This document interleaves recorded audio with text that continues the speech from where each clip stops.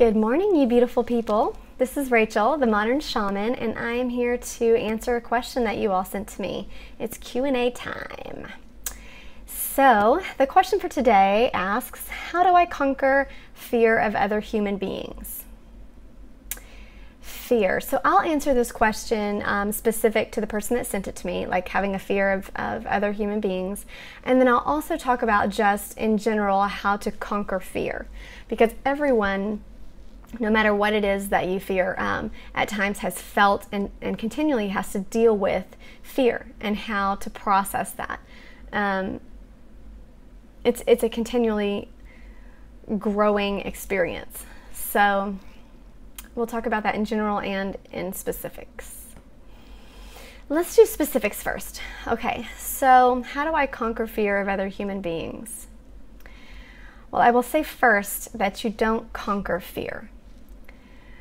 You don't bludgeon it to death or, hit it over the head with this aggressive, conquering energy.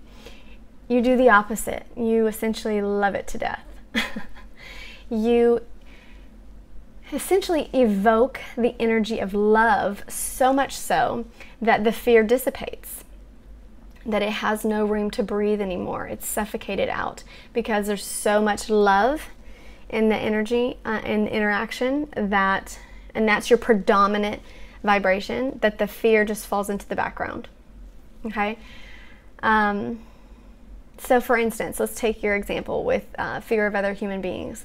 So when you come in contact with another human being, whether it's on the phone, through a message, or in person, in that moment, when you start to feel anxious or you start to feel fearful, use that as a trigger to remind yourself, instead of feeling fear, to make a conscious choice, asking yourself, how can I love this person in this moment? How can I love them in this moment? Choose love, and in that moment, focus on the energy of loving that person. So depending on the interaction, it may look different. If this person is someone and they come to you and they're venting about their day and they're upset, and you ask yourself quickly, start to feel anxious, like, oh gosh, they're really like overwhelming me. And so then you ask yourself, how can I love them in this moment? Take a deep breath. How can I love them? I can listen. So you say, I'm going to listen to you, and you just let them say what they say. And while they're talking, you're just thinking, I am loving them by listening. I am loving them by listening. Or if it's some random person at the drive-thru, and they're giving you back your change after you bought whatever, your food, and you're nervous about that interaction for some reason, think to yourself, how can I love that person in this moment? And so you receive your thing and you say, thank you very much. I really love your hair, whatever. If it's genuine, if you find something, or thank you very much. You have such a nice smile. I hope you have a great day. It can be as simple as that, but it's choosing in a conscious way to put your effort on the love vibration instead of focusing on the fear vibration. Because essentially you're no longer feeding the energy of fear.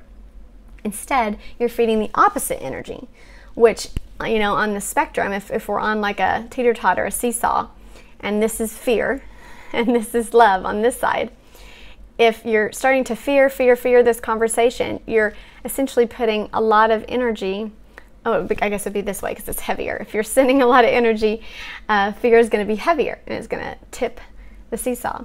But if you're sending your focused energy towards love and you keep thinking, how can I love them in this situation? I can smile.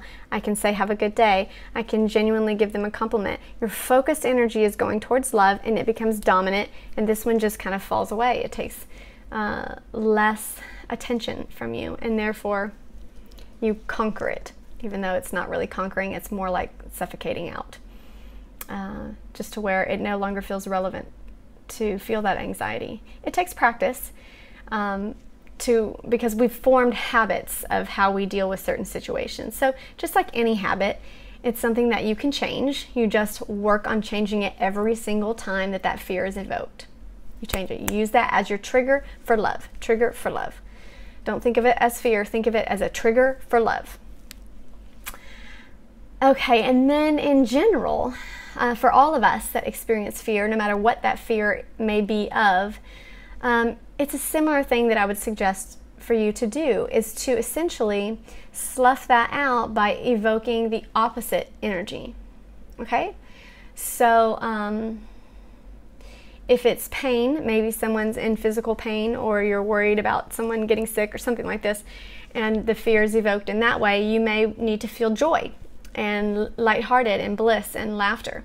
So every time you feel that intensity of fear of pain or fear of loss, whatever that your fear is, think about what would be the opposite on the spectrum, on that seesaw, and give your attention to that energy. So if it would be joy, maybe in an extreme sense, do something that gives you joy.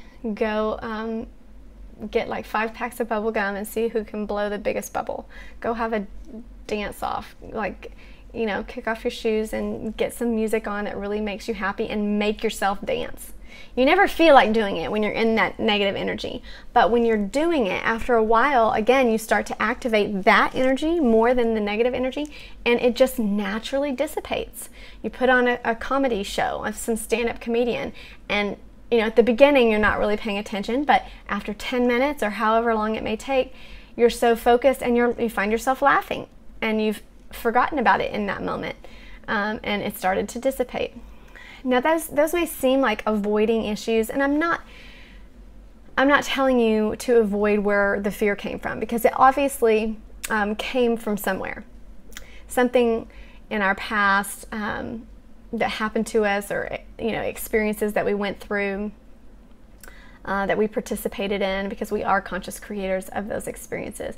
But something in there, you know, founded those fears in the first place. And if you feel like it's relevant to go back and look at those, that may be helpful to you. But in those moments, in those exact moments, that's not really the time to like dig in and try and look in your past. And those, because that just puts you further into the negative vibration of fear, right? You start thinking about the things that gave you the fear in the first place. So it's not the best vibration to work through your issues in. You need to get to kind of like a null place before you go back and start to try and look at your issues. Instead, in that moment is the time to think of the opposite vibrational emotion or energy and evoke that. Joy, love, peace. Sometimes it's just peace, like doing some breathing, or you know, go drive in the car and put your windows down and feel the air on your face. Go pet your cat, you know, and just be thinking about the calming energy in the animal. Anything that gives you the opposite vibration. And again, you'll just notice that it dissipates. It's not that you have to conquer it, it's that you feed the opposite energy and it just suffocates out, or kind of changes the scale to where you're not dominantly experiencing that fear. It's way in the background, if it's there at all. I think I'm good with that. I love you guys. Be blessed. I'm sending you love right now. I'm evoking the energy of love. Love, love, love, love, love, love, love, love, love.